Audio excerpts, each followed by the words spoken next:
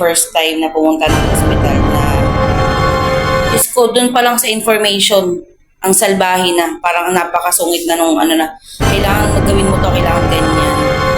Ang salbahe na, Ang salbahe na. ang kumpay na pasasalamat, unang-una sa Panginoon. Thank you Lord kasi ginabayan mo ako sa surgery ko, sa decision ko na magpa-opera. At thank you sa mga taong ginamit mo na nakapaligid sa akin para matapos tong operation na to. And then secondly, thank you sa Community General Hospital of San Pablo City. Thank you so much, lalo na sa surgeon ko, si Dr. Riza Ailey.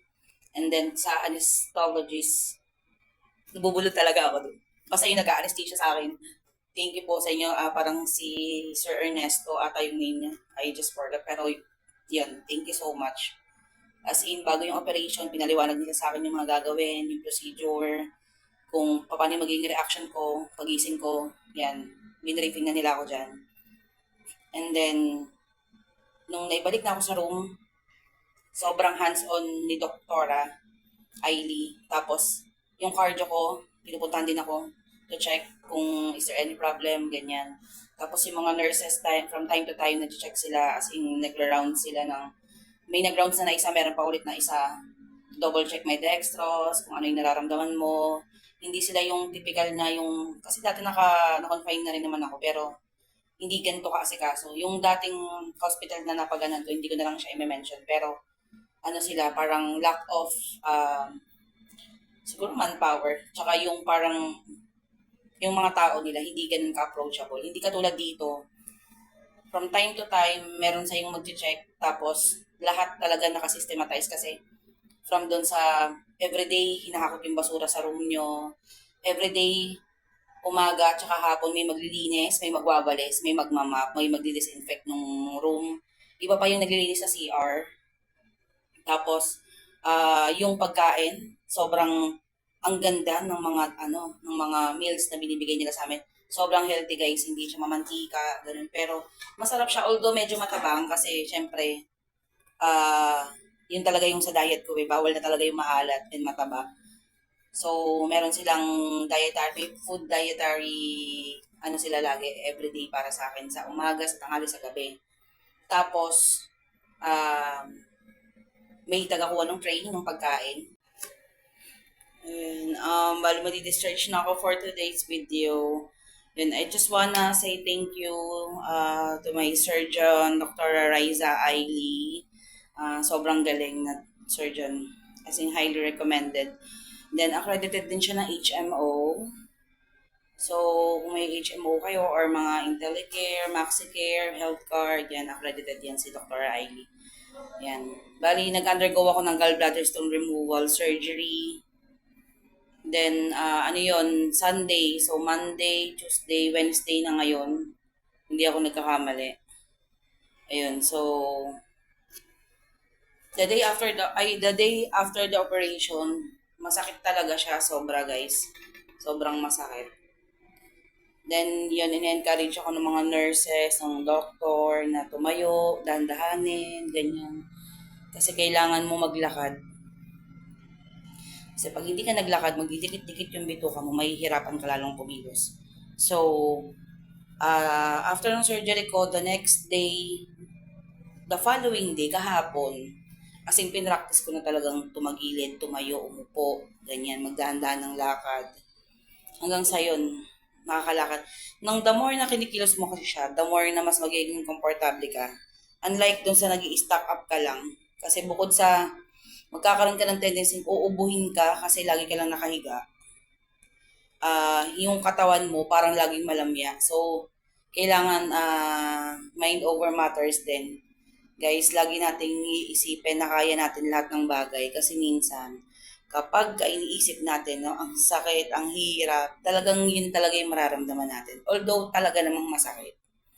Pero guys, let's always put on our mind na walang ibang makakatulong sa atin kundi sarili lang natin. So, laging lakasan natin yung loob natin kapag nag-undergo tayo ng ganito like ng surgery. Tapos ayun, thank God, salamat sa Diyos, nakakalakad na ako ngayon. Kaya ko na mag-CR mag-isa. Ganyan. Kaya lang with the help of binder. Ayan, may binder. Dalawa-dalawa yung binder ko guys kasi kung support to. Yan. I just wanna say thank you Community General Hospital of San Pablo City. Sobrang highly recommended tong hospital na to guys. I swear. Sobrang ang babait, sobrang ang gagaling, sobrang approachable ng mga ah, staff dito. Sobra sa doctor, sa nurse, from the utilities, dun sa guard, lahat sobrang approachable at hindi ka mai-stress.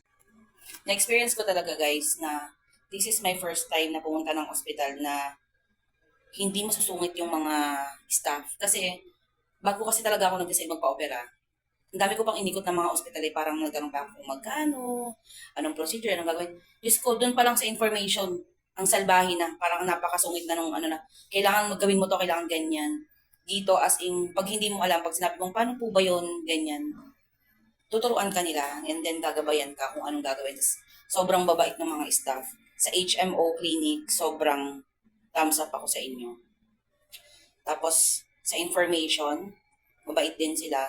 Yung mga guards, sobrang mga polite, mga magagalang sila guys. Tapos, from dun sa janitor, sa tagalinis, sa taga hakot ng basura, mga ano sila, mga neat sila tignan, hindi sila yung parang pag, di ba yung may hospital kasi pag nakita mo yung mga janitor parang madidiri ka, ganun. Sila hindi. Kala mo mga ano lang sila ng hospital, kala mo nga mga nurses din, parang ganun. Kasi yung neat sila magdamit, tapos mga polite sila, sobra. Tapos, yung mga nurses, sobrang ang babae. Tapos meron din silang mga intern, or should I say parang OJT.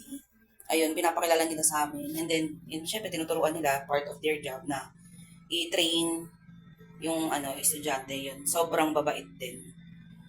Yan, natatandaan ko yung intern na binigay sa akin. Gina Diaso, ang pangalan yan. Hello, Gina. Kung papanood mo tong video na to, thank you so much. Napaka-bait na batang yan. Yan na. Yun, naghihintay na lang kami ng ambulansya. Thank you po sa Pineta family.